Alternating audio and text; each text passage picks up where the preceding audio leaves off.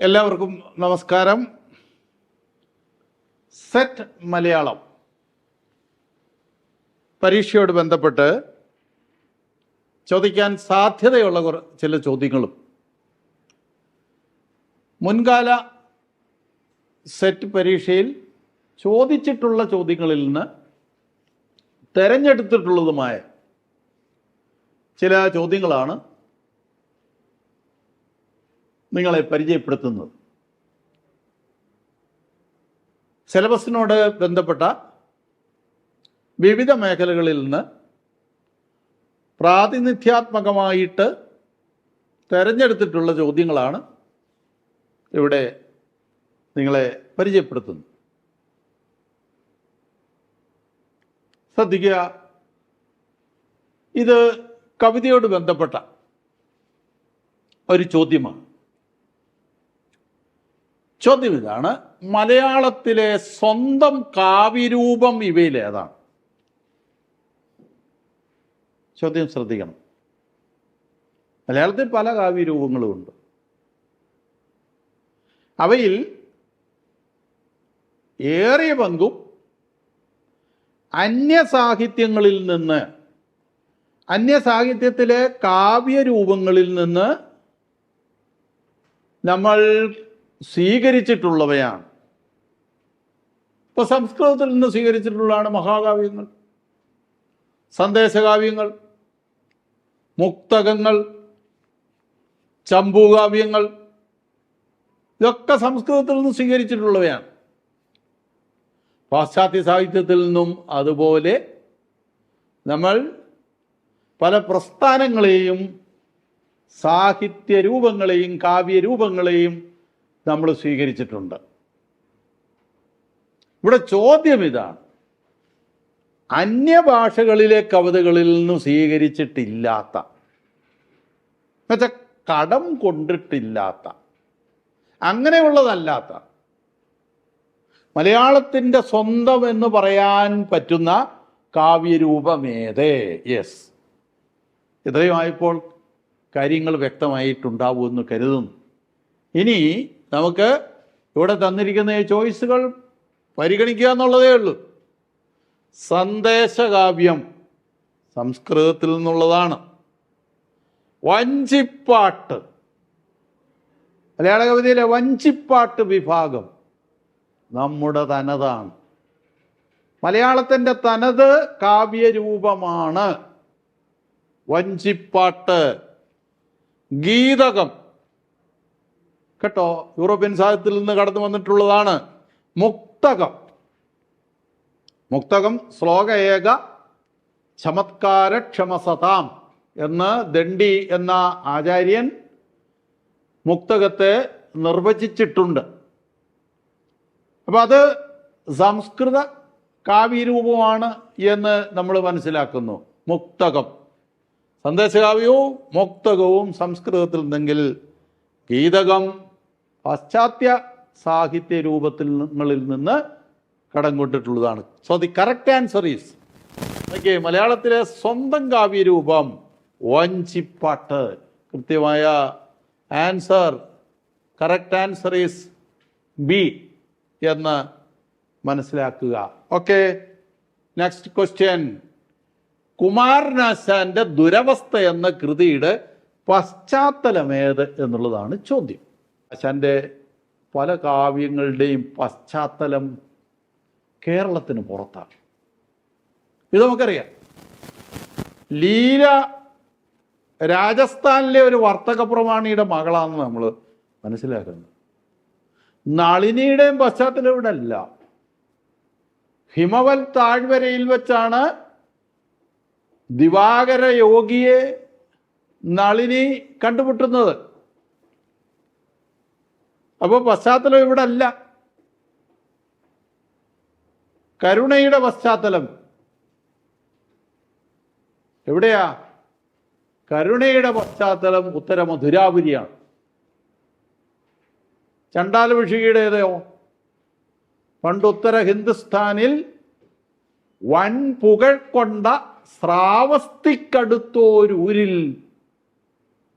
അവിടെ നടന്ന കഥയാണ്. ചണ്ഡാലഭിഷികയിലെ കഥ. ശ്രാവസ്തി, ഉത്തര ഹിന്ദുസ്ഥാൻ എന്ന് പറയുന്നുണ്ട്. കവിതയുടെ തുടക്കം തന്നെ അങ്ങനെ. അപ്പം ആശാന്റെ മിക്ക കാവ്യങ്ങളുടെയും പശ്ചാത്തലം നമ്മൾ കാണുന്നത് കേരളത്തിന് പുറത്താണ്. യെസ്, ദുരവസ്ഥയുടെ പശ്ചാത്തലം.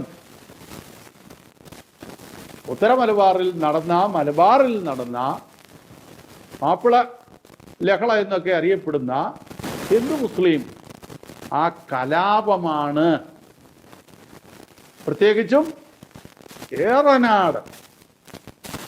ഏറനാടെന്ന് പറയുന്ന നമ്മുടെ കോഴിക്കോടിന് തെക്കുള്ള പ്രദേശം, അവിടെ നടന്ന ഒരു കലാപമാണ് ദുരവസ്ഥയുടെ പശ്ചാത്തലം.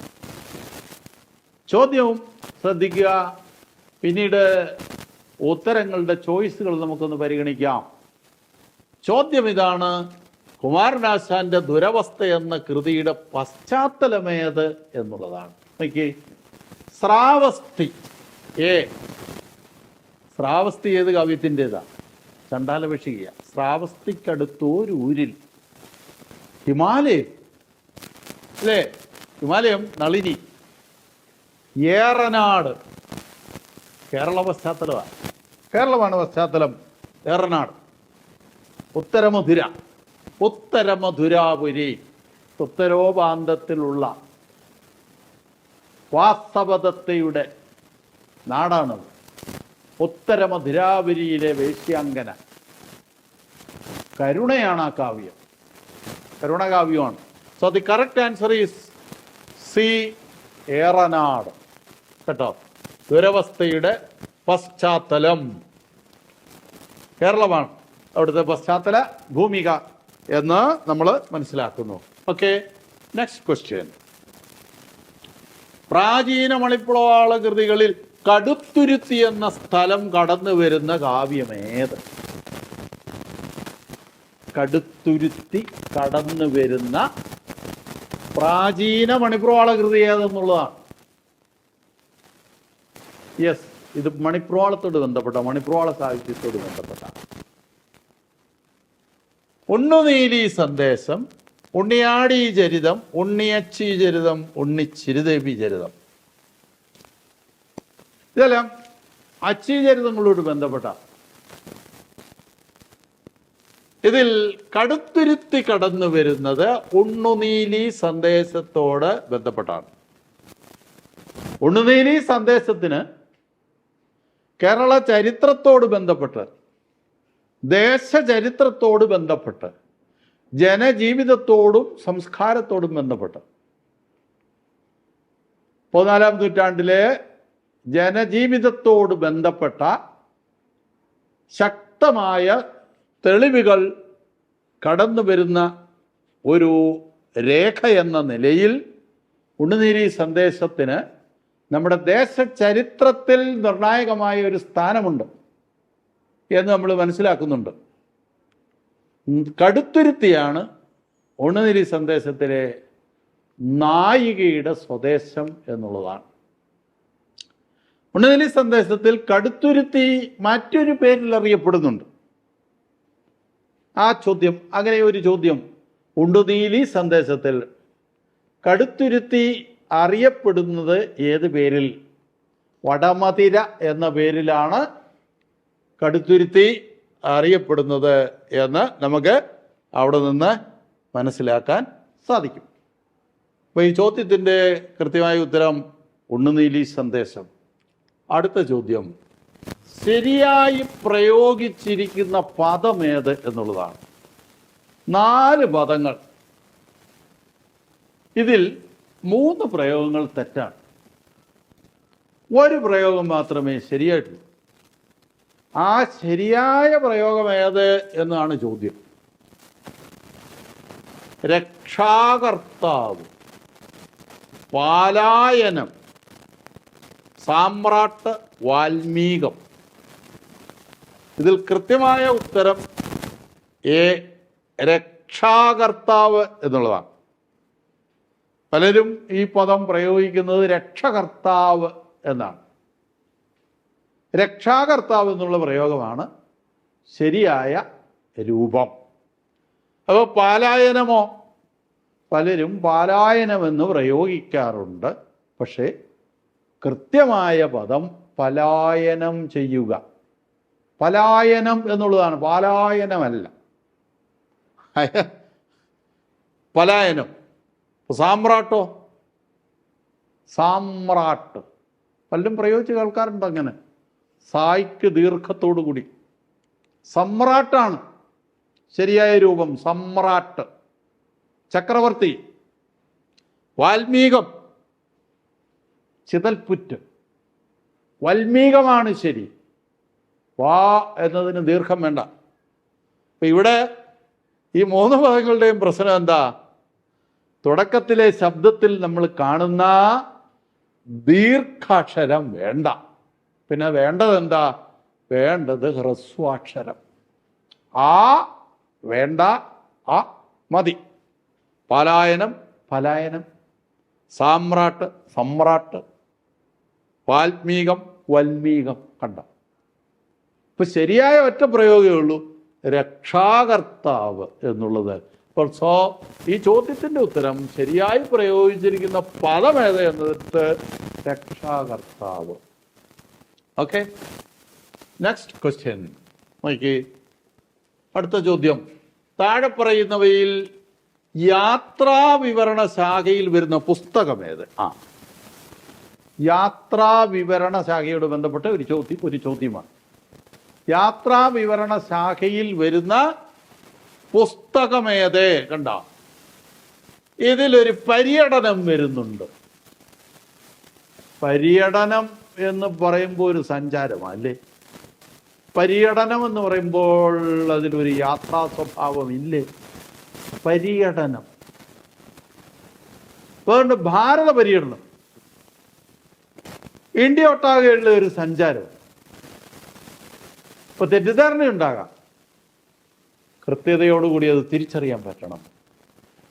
ഭാരതം എന്ന് പറയുന്നത് മഹാഭാരതം എന്ന വ്യാസവിരചിതമായ ഇതിഹാസ കാവ്യമാണ് എന്ന് തിരിച്ചറിയാൻ നമുക്ക് പറ്റണം. മനസ്സിലായേ? ഭാരതം എന്ന് പറഞ്ഞാൽ ഇന്ത്യ പര്യടനമല്ല, ഭാരത പര്യടനം. ഇത് കുട്ടിക്കൃഷ്ണമാരാരുടെ കൃതിയാണ്. മഹാഭാരതത്തിൽ ഇതിഹാസകർത്താവ് കാണാതെ പോയതോ കണ്ടിട്ടും കണ്ടില്ലെന്ന് നടിച്ചതുമായിട്ടുള്ള സന്ദർഭങ്ങളെ കൃത്യതയോടുകൂടി കണ്ടെത്തി കുട്ടിക്കൃഷ്ണമാരാര് വിലയിരുത്തുന്ന ഒരു കൃതിയാണിത്, ഭാരത പര്യടനം. വളരെ പ്രശസ്തമായ ഒരു മലയാളത്തിലെ ഒരു നിരൂപണ കൃതിയാണ് ഭാരത പര്യടനം. യാത്രാവിവരണം അല്ല. പര്യടനം കണ്ടിട്ട് അത് യാത്രാവിവരണമാണെന്ന് കരുതിയാൽ തെറ്റാകും. യെസ്, സമ്പർക്ക ക്രാന്തി. ബിലാത്തി വിശേഷം, ഉണ്ണിക്കുട്ടൻ്റെ ലോകം. യെസ്, ഇതില് correct answer Bilathi Vishesham. K P കേശവനുണ്ട്. Bilathi എന്ന് പറയുന്നത് ഇംഗ്ലണ്ടാണ്. ഇംഗ്ലണ്ട് യാത്രയാണ്, ഇന്നത്തെ UK. Bilathi Vishesham K P കേശവനുണ്ട്. Correct answer is C, Bilathi Vishesham. താഴെ പറയുന്നതിൽ യാത്രാ വിവരണ ശാഖയിൽ പെടുന്നത്. ഓക്കെ, നെക്സ്റ്റ് ക്വസ്റ്റ്യൻ ഈസ്, നോക്കിയേ, വീണ്ടും വൃത്തത്തോട് ബന്ധപ്പെട്ട ഒരു ചോദ്യം ഇതാ. കിളിപ്പാട്ട് വൃത്തങ്ങളിൽ ഉൾപ്പെടുന്നത്? ഇതൊക്കെ മുമ്പ് ചോദിച്ചിട്ടുള്ള ചോദ്യങ്ങളാണ്, ഇനി ചോദിക്കാൻ പാടില്ല എന്നൊന്നുമില്ല. ഇതൊക്കെ ചോദിക്കാം. പഴയ ചോദ്യങ്ങൾ നിങ്ങൾ പരിശോധിച്ചാൽ മുൻപ് ചോദിച്ചിട്ടുള്ള പഴയ ചോദ്യക്കടലാസുകളിൽ കാണുന്ന ക്വസ്റ്റ്യൻസ് തന്നെ, ചോദ്യങ്ങൾ തന്നെ വീണ്ടും ആവർത്തിച്ചിരിക്കുന്നതായിട്ട്, വീണ്ടും ചോദിച്ചിരിക്കുന്നതായിട്ട് നിങ്ങൾക്ക് കാണാൻ പറ്റും. അതുകൊണ്ട് ഇതൊന്നും ചോദിച്ചുകൂടായികയില്ല. യെസ്, കിളിപ്പാട്ട് വൃത്തങ്ങളിൽ ഉൾപ്പെടുന്നത് ഏത്? ഇതിൽ നദോന്നത. അത് വഞ്ചിപ്പാട്ട് വൃത്തമാണ് അല്ലേ? നദോന്നത. മഞ്ചരി, അതിലേക്ക് നമുക്ക് വരാം. തരങ്കിണി എന്ന് പറയുന്നത് തുള്ളൽ, തുള്ളൽ വൃത്തമാണ്. കേക കിളിപ്പാട്ടിൻ്റെ ഗണത്തിൽപ്പെടുന്നതല്ല. അപ്പോൾ ഇവിടെ കിളിപ്പാട്ടിൻ്റെ ഗണത്തിൽപ്പെടുന്ന വൃത്തം മഞ്ജരിയാണ് അല്ലേ? ശ്ലഥകാകളി വിഭാഗത്തിലാണ് മഞ്ജരി പെടുന്നത് അല്ലേ? കാകളിയിൽ മകണം പാടില്ല, മാത്ര 5 അക്ഷരം 3 എന്നുള്ളതാണല്ലോ അവിടുത്തെ കാകളിയുടെ ഗണവ്യവസ്ഥ. എന്നാൽ 5 3 അക്ഷരത്തിൽ എന്നുള്ളതിന് 6 ഗണമായാൽ 3 പിന്നെ ഗുരുക്കളായി തീർന്നാൽ, അതാണ് സർവഗുരുവായി തീർന്നാൽ, മകണം കടന്നു വന്നാൽ, അതാണ് ശ്ലഥകാകളി വൃത്തത്തിൽ അല്ലേ എന്ന് തുടങ്ങുന്ന മഞ്ജരിയുടെ ലക്ഷണമുണ്ടല്ലോ. അപ്പോൾ അത് കാകളി സ്വഭാവമാണ്. കിളിപ്പാട്ട് വൃത്തത്തോട് ബന്ധപ്പെട്ടാണ് നമ്മൾ മഞ്ജരിയെ മനസ്സിലാക്കേണ്ടത്. യെസ്, ശ്ലഥകാകളി വൃത്തത്തിൽ 2ാം പാദത്തിൽ അന്ത്യമാൻ 2 അക്ഷരം കുറഞ്ഞിട്ടില്ല, അത് മഞ്ജരിയായിടും എന്നുള്ളതാണല്ലോ ലക്ഷണം. അപ്പം കറക്റ്റ് ആൻസർ ഈസ് ബി, മഞ്ജരി. അടുത്ത ചോദ്യം എനിക്ക് ചേരുംപടി ചേർക്കുക എന്നുള്ളതാണ്. ചേരുംപടി ചേർക്കുക എന്നുള്ളത് നമുക്ക്, അല്ലെങ്കിൽ നിങ്ങൾക്ക് സെറ്റിൻ മലയാളത്തിൻ്റെ പഴയ ചോദ്യം പരിശോധിച്ച് കഴിഞ്ഞാൽ വളരെ കൂടുതലായിട്ട് ആവർത്തിക്കപ്പെട്ടിട്ടുള്ള ഒരു ചോദ്യരൂപമാണെന്ന് നിങ്ങൾക്ക് മനസ്സിലാക്കാൻ പറ്റും. എല്ലാ വിഭാഗത്തോടും ബന്ധപ്പെട്ട് ചേരുംപടി ചേർക്കാറുണ്ട്. ഇന്ന രീതിയിലൊന്നുമില്ല. ഇവിടെ കേരളത്തിൽ നടന്നിട്ടുള്ള ചില ചരിത്ര സംഭവങ്ങളാണ് ഇവിടെ സൂചിപ്പിക്കപ്പെട്ടിരിക്കുന്നത്. അത് നടന്നിട്ടുള്ള വർഷങ്ങളേത് എന്നുള്ളതാണ് ഇവിടുത്തെ സൂചന. അതേത് എന്ന് കണ്ടെത്തുക എന്നുള്ളതാണ്. എൻ്റെ ചോയ്സ് പിന്നാലെ ഇങ്ങനെ 4 ചോയ്സ് തരുന്നുണ്ട്. ആ ചോയ്സ് ഇവിടെ നൽകിയിട്ടില്ലെന്നേ ഉള്ളൂ. പക്ഷെ ഇത് നമ്മൾ മനസ്സിലാക്കി പോവുക എന്നുള്ളതാണ്. ക്ഷേത്രപ്രവേശന വിളംബരം നടന്ന വർഷമേത്? അതുപോലെ തന്നെ ഉദയംപേരൂർ സൂനകദോസ് നടന്ന വർഷമേത് എന്നുള്ളതാണ്. അത് ഇവിടെ ശ്രദ്ധിക്കുക. ഉദയംപേരൂർ സൂനകദോസ് തിരുവിതാംകൂർ കൊച്ചി സംയോജനം കേട്ടോ, 1949. പിന്നെ ജീവൽ സാഹിത്യ സംഘടന 1937. പിന്നെ ക്ഷേത്രപ്രവേശന വിളംബരം 1936. അപ്പോൾ ഈ രീതിയിൽ കേരളത്തിൽ നടന്നിട്ടുള്ള ചില ചരിത്ര സംഭവങ്ങൾ, അവയോട് ബന്ധപ്പെട്ട വർഷങ്ങൾ, ഇതൊക്കെ ചേരുംപടി ഉത്തരവിടാൻ വേണ്ടി ഇവിടെ ചോദിച്ചിരിക്കുന്നു എന്നുള്ളതാണ്. അടുത്ത ചോദ്യം ശ്രദ്ധിക്കുക. ലളിതാംബിക അന്തർജനത്തിൻ്റെ അഗ്നിസാക്ഷി എന്ന നോവൽ സിനിമയോട് ബന്ധപ്പെട്ടൊരു ചോദ്യം. ആദ്യ വയലാർ അവാർഡ് ലഭിച്ചിട്ടുള്ള കൃതിയാണല്ലോ ലളിതാംബിക അന്തർജനത്തിൻ്റെ. വയലാർ അവാർഡ് ഏർപ്പെടുത്തിയ ആദ്യ വർഷം അത് ലഭിച്ചിട്ടുള്ളത് ലളിതാംബിക അന്തർജനത്തിൻ്റെ അഗ്നിസാക്ഷി എന്ന നോവലിനാണ്. ആ നോവൽ ചലച്ചിത്രമായിട്ടുണ്ട്, സിനിമയായിട്ടുണ്ട്. അത് സംവിധാനം ചെയ്തത് ആരാണെന്നുള്ളതാണ് ചോദ്യം. ടി വി ചന്ദ്രൻ, ശ്യാമപ്രസാദ്, കമൽ, ഷാജി എൻ കരുൺ, മലയാളത്തിലെ വിഖ്യാതരായിട്ടുള്ള സമർത്ഥരായിട്ടുള്ള സിനിമാ സംവിധായകരാണ് ഇവരെല്ലാം.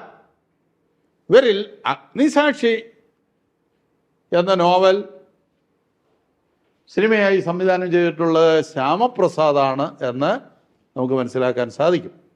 So the correct answer is B, Shyamaprasad. അടുത്തത് 1712 മലയാള വ്യാകരണം രചിച്ച ഇറ്റാലിയൻ മിഷണറി ആര്? ഇറ്റാലിയൻ മിഷണറി ആര് എന്നുള്ളതാണ്. ഓക്കെ, ഇവിടെ പറയുന്ന 4 പേരുകളും, ചോയ്സിൽ കടന്നു വരുന്ന 4 പേരുകളും വിദേശ മിഷണറിമാർ മതപ്രചരണാർത്ഥം ഇവിടേക്ക് കടന്നു വന്നിട്ട് അവരുടെ സുവിശേഷ വേല ചെയ്യുന്നതിന് വേണ്ടി അവർക്ക് മലയാളം പഠിക്കേണ്ടി വന്നപ്പോൾ അവർക്ക് നേരിട്ട ഏറ്റവും വലിയ ബുദ്ധിമുട്ടെന്ന് പറയുന്നത് ഈ മലയാളം പഠിക്കുന്നതിന് സൗകര്യപ്രദമായ രീതിയിൽ, സഹായകമായിട്ടുള്ള രീതിയിൽ മലയാളത്തിൽ വ്യാകരണ ഗ്രന്ഥങ്ങളില്ല എന്നുള്ളതായിരുന്നു.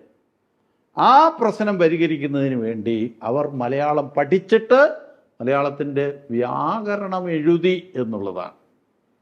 അപ്പം വളരെ കനപ്പെട്ട സംഭാവനകൾ ആ രംഗത്ത് നൽകിയിട്ടുള്ളവരാണ് വിദേശ മിഷണറിമാർ. അവർ പ്രശസ്തരായിട്ടുള്ള ആളുകളുടെ പേരുകളാണ് ഇവിടെ പറയുന്നത്. ബെഞ്ചമിൻ ബെയ്ലി അച്ചടിക്ക് നൽകിയിട്ടുള്ള സംഭാവനകൾ, അർണോസ് പാതിരി അല്ലേ? മലയാളത്തില് സ്വതന്ത്ര കൃതികൾ രചിച്ചുകൊണ്ട്, കാവ്യ ഗ്രന്ഥങ്ങൾ രചിച്ചുകൊണ്ട് ശ്രദ്ധേയനായി തീർന്നയാള് ഹെർമൻ ഗുണ്ടർട്ട്. നിഘണ്ടുവും അതോടൊപ്പം തന്നെ വ്യാകരണ കൃതികളും ഒക്കെ എഴുതിയ ആള് ഫ്രാൻസിസ് ആഞ്ചലോസ് പീറ്റർ. 1712 വ്യാകരണം രചിച്ച ആളാ. കറക്റ്റ് ആൻസർ ഈസ് ഡി എന്നുള്ളതാണ്, ഫ്രാൻസിസ് ആഞ്ചലോസ് പീറ്റർ. അടുത്ത ചോദ്യം, സമൃദ്ധകാരത്തെ ഒരു സ്വതന്ത്ര സ്വരമായി പരിഗണിച്ച ഭാഷാ പണ്ഡിതനാര്? ഇവിടെ 4 പേരുകൾ പറയുന്നുണ്ട്. AR രാജരാജവർമ്മ ആണ് സമൃദ്ധ ഉകാരം എന്നതിനെ, ആ ഉച്ചാരണ വിശേഷത്തെ പേര് ചൊല്ലി വിളിച്ചത്. KM ദാനിയേൽ, CL ആൻ്റണി ഇവരൊക്കെ സമൃദ്ധകാരത്തെക്കുറിച്ച് പറയുന്നുണ്ട്. പക്ഷേ സമൃദ്ധകാരത്തിന് പൂർണ്ണസ്വരത്തിൻ്റെ പദവി ആദ്യമായിട്ട് ഒരു സ്വതന്ത്ര വവൽ എന്നുള്ള പദവി ആദ്യമായിട്ട് നൽകണമെന്ന് വാദിച്ചത്, അത് തെളിയിച്ചത് LV രാമസ്വാമി അയ്യരാണ്. LV രാമസ്വാമി അയ്യരാണ്. അദ്ദേഹത്തിൻ്റെ പേര് ഇവിടെ പറയുന്നില്ല, ആ ചോദ്യത്തിൽ ഇവിടെ പറയുന്നില്ല. അദ്ദേഹമാണ് ആദ്യം അത് ആവശ്യപ്പെട്ടത് കേട്ടോ, തെളിവ് സഹിതം. സമൃദ്ധകാരത്തിനൊരു പൂർണ്ണ സ്വരത്തിൻ്റെ പദവി നൽകണം എന്ന് പറഞ്ഞത് LVR എന്ന ചുരുക്കപ്പേരിൽ അറിയപ്പെടുന്ന LV രാമസ്വാമി അയ്യരാണ്. പക്ഷെ ഇവിടെ KM പ്രഭാകര വാര്യർ എന്നുള്ള ഉത്തരമാണ് ശരി എന്ന് നമ്മൾ മനസ്സിലാക്കണം. ഇദ്ദേഹവും സമൃദ്ധകാരത്തിന് സ്വതന്ത്ര സ്വരത്തിൻ്റെ പദവി നൽകണം എന്ന് പറയുന്ന ആളാണ്. നോക്കിയേ, മനുഷ്യ മസ്തിഷ്കത്തോടല്ല, മാംസത്തോടല്ല, മനസ്സിനോടെ കാവ്യഹൃദയം സംസാരിക്കൂ എന്നെഴുതിയ കവിയാൻ ചോദിച്ചിട്ടുള്ള ചോദ്യമാണ്. ഇത് വിഖ്യാതമായ ഒരു വരിയാണ്. വയലാർ എഴുതിയിട്ടുള്ള വരിയാണ് കേട്ടോ. വയലാർ, പി ഭാസ്കരനും പുല്ലൂർ ബാലനും ONV വയലാറും ഇവരൊക്കെ അരുണദശകങ്ങളുടെ കവികൾ എന്നറിയപ്പെടുന്നവരാണല്ലോ. അരുണദശകങ്ങളുടെ കവികൾ എന്നറിയപ്പെടുന്നവർ. അവരിൽ വയലാർ രാമവർമ്മയാണ് ഈ വരികൾ എഴുതിയിട്ടുള്ളത്. ഓക്കെ, നെക്സ്റ്റ് ക്വസ്റ്റ്യൻ ഈസ്, തണൽ മരം എന്ന പദത്തിൻ്റെ സമാസം. തണൽ നൽകുന്ന മരം തന്നെ തണൽ മരം, മധ്യമപദലോപി ബി. കറക്റ്റ്. 4 ഭർത്താവ് ഒരുത്തിക്കുതാനത് 4 ജാതിക്കും വിധിച്ചതല്ല ഓർക്കണം. ഈ വരികൾ ഉൾപ്പെടുന്ന കൃതി ഏത് എന്നുള്ളതാണ്. ഇത് കുഞ്ചൻ നമ്പ്യാരുടെ വരികളാണ്. കല്യാണ സൗഗന്ധികം തുള്ളലിലേതാണ്. കല്യാണ സൗഗന്ധികം ആട്ടക്കഥയല്ല, ഗണപതിപ്രാതിലുമല്ല, ധ്രുവചരിതം തുള്ളലുമല്ല. ഇത് കല്യാണ സൗഗന്ധികം തുള്ളലിലേതാണ്.